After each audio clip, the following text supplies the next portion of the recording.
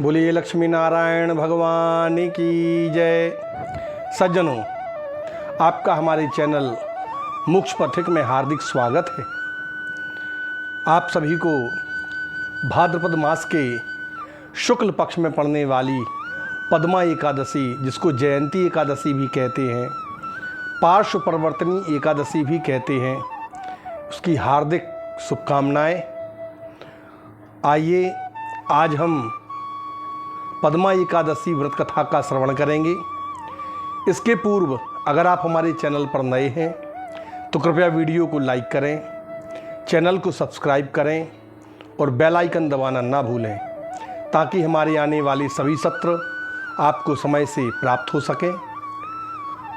तो सबसे पहले गजानन सरकार को स्मरण करते हैं, क्योंकि इस समय गजानन सरकार हम सबके घर घर में विराजमान हैं और प्रथम पूज्य हैं। तो आइए गणेश जी का ध्यान करें। बोलिए गजानंद भगवान की जय। एक बार युधिष्ठिर जी आनंद कंद श्री कृष्ण भगवान से कहने लगे कि हे भगवान, भाद्रपद मास के शुक्ल पक्ष की एकादशी का क्या नाम है, इसकी विधि क्या है, इसका महात्म्य कृपा करके मुझसे कहने की कृपा कीजिए। तब भगवान श्री कृष्ण कहने लगे कि इस पुण्य, स्वर्ग और मोक्ष को देने वाली तथा सभी पापों का नाश करने वाली उत्तम वामन एकादशी का महात्म्य मैं तुमसे कहता हूँ, इसे ध्यानपूर्वक सुनो। यह पद्मा एकादशी, परिवर्तनी एकादशी अथवा जयंती एकादशी भी कहलाती है। इसका यज्ञ करने से, इसका व्रत करने से वाजपेय यज्ञ का फल प्राप्त होता है। पापियों के पाप का नाश करने के लिए इससे बढ़कर के और कोई सनातन उपाय नहीं है। जो मनुष्य इस एकादशी के दिन भगवान की वामन रूप की पूजा करता है, उससे तीनों लोग पूज्य होते हैं। अतः मोक्ष की इच्छा करने वाले सभी मनुष्यों को इस व्रत को अवश्य ही करना चाहिए। जो कमलनयन भगवान का कमल से पूजन करते हैं, वे अवश्य ही भगवान के समीप जाते हैं। जिसने भाद्रपद शुक्ल एकादशी को व्रत और पूजन किया, उसने ब्रह्मा विष्णु सहित तीनों लोकों का पूजन कर लिया। अतः हरिवासर अर्थात एकादशी का व्रत अवश्य करना चाहिए। इस दिन भगवान करवट लेते हैं, इसीलिए इसे परिवर्तनी एकादशी कहा जाता है। यह एकादशी जयंती एकादशी भी कहलाती है। जैसा पूर्व में बता चुके हैं, इसका व्रत करने से वाजपेय यज्ञ का फल प्राप्त होता है। पापियों के पाप का नाश करने के लिए इससे बढ़कर के कोई उपाय नहीं है। जो मनुष्य एकादशी के दिन भगवान की वामन रूप की पूजा करता है, उससे तीनों लोक पूजनीय होते हैं। तब भगवान के ऐसे वचन सुन करके युधिष्ठिर जी ने कहा कि हे भगवान, मुझे अति संदेह हो रहा है कि आप किस प्रकार सोते हैं, आप किस प्रकार से करवट लेते हैं, तथा किस तरह राजा बलि को आपने बांध लिया था और वामन रूप रख करके आपने कौन कौन सी लीलाएं की थीं, चातुर्मास के व्रत की क्या विधि है, तथा आपके शयन करने पर मनुष्य का क्या कर्तव्य है, सो आप मुझे विस्तार पूर्वक बताइए। आनंद कंद भगवान कहते हैं, हे राजन, अब आप सब पापों को नष्ट करने वाली इस कथा का श्रवण करें। कहते हैं कि त्रेता युग में बलि नाम का एक दैत्य था। वह मेरा परम भक्त था। विविध प्रकार के वेद सूक्तों से मेरा पूजन किया करता था और नित्य ही ब्राह्मणों का पूजन किया करता था। बड़े बड़े यज्ञों का आयोजन करता था, लेकिन इंद्र से द्वेष के कारण उसने इंद्रलोक तथा सभी देवताओं को जीत लिया। इस कारण से सभी देवता एकत्र होकर के सोच विचार करके भगवान के पास गए बृहस्पति सहित इंद्रादि देवता प्रभु के निकट जाकर के और नतमस्तक होकर के वेद मंत्रों के द्वारा भगवान की पूजन और स्तुति करने लगे।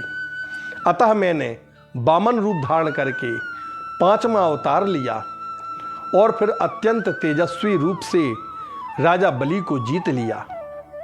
ऐसी वार्ता सुनकर के महाराज युधिष्ठिर कहते हैं, हे जनार्दन, आपने वामन रूप धारण करके उस महाबली दैत्य को किस प्रकार से जीता? तब श्री कृष्ण भगवान कहते हैं, मैंने वामन रूपधारी ब्रह्मचारी बलि से 3 पग भूमि की याचना करते हुए कहा कि मुझको 3 लोक के समान है और हे राजन, यह तुमको अवश्य ही देना चाहिए। राजा बलि ने इसे तुच्छ याचना समझ करके 3 पग भूमि का संकल्प मुझको दे दिया और मैंने अपने त्रिविक्रम रूप को बढ़ा करके यहाँ तक कि भूलोक में पद, भुआलोक में जंघा, स्वरलोक में कमर, महालोक में पेट, जनहलोक में हृदय, यमलोक में कंठ की स्थापना करके सत्यलोक में मुख और उसके ऊपर मस्तक को स्थापित किया। सूर्य, चंद्रमा आदि सब ग्रह और जितने भी गण, जितने भी योग, जितने भी नक्षत्र, इंद्रादिक देवता और शेष आदि सब नागे गणों ने विविध प्रकार के वेद सूक्तों के द्वारा मेरी प्रार्थना की। तब मैंने राजा बलि का हाथ पकड़ करके कहा कि हे राजन, एक पद से पृथ्वी और दूसरे से स्वर्गलोक तक मैंने पूर्ण करके नाप लिया है। अब मैं अपना तीसरा पग कहाँ रखूं? तब राजा बलि ने सिर झुका लिया और मैंने अपना पैर उसके मस्तक पर रख दिया, जिससे मेरा वह भक्त पाताल लोक को चला गया। फिर उसकी विनती और नम्रता को देख करके मैंने कहा कि हे बलि, मैं सदैव तुम्हारे निकट रहूंगा। विरोचन पुत्र बलि से कहने पर भाद्रपद शुक्ल एकादशी के दिन बलि के आश्रम पर मेरी मूर्ति स्थापित कराई गई। इसी प्रकार दूसरी क्षीर सागर में शेषनाग के पृष्ठ पर हुई। हे राजन, इस एकादशी को भगवान शयन करते हुए करवट लेते हैं, इसीलिए तीनों लोकों के स्वामी भगवान विष्णु का उस दिन पूजन करना चाहिए। तांबा, चांदी, चावल और दही का दान करना चाहिए। रात्रि को जागरण अवश्य करना चाहिए। जो विधि पूर्वक इस एकादशी का व्रत करते हैं वे सब पापों से मुक्त होकर के स्वर्ग में जाकर के चंद्रमा के समान प्रकाशित होते हैं और यश पाते हैं। जो पापनाशक इस कथा को सुनते हैं अथवा पढ़ते हैं उनको हजारों अश्वमेघ यज्ञ करने का फल प्राप्त होता है।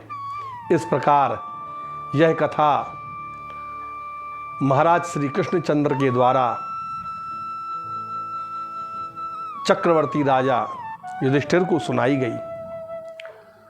आशा है आप सभी इस पद्मा एकादशी के व्रत को करके अनंत पुण्य फलों की प्राप्ति करेंगे। भगवान का पूजन प्रातः ब्रह्म मुहूर्त में करें। स्थिर लग्न, सिंह लग्न में आप अगर भगवान का पूजन करेंगे तो निश्चय ही आपको अनंत गुना फल की प्राप्ति होगी। ऐसी ही अनेक जानकारियों के लिए आप हमारे साथ हमारे चैनल पर बने रहें। आगे अगले किसी सत्र में हम पुनः मिलते हैं। तब तक के लिए बोलिए लक्ष्मी नारायण भगवान की जय।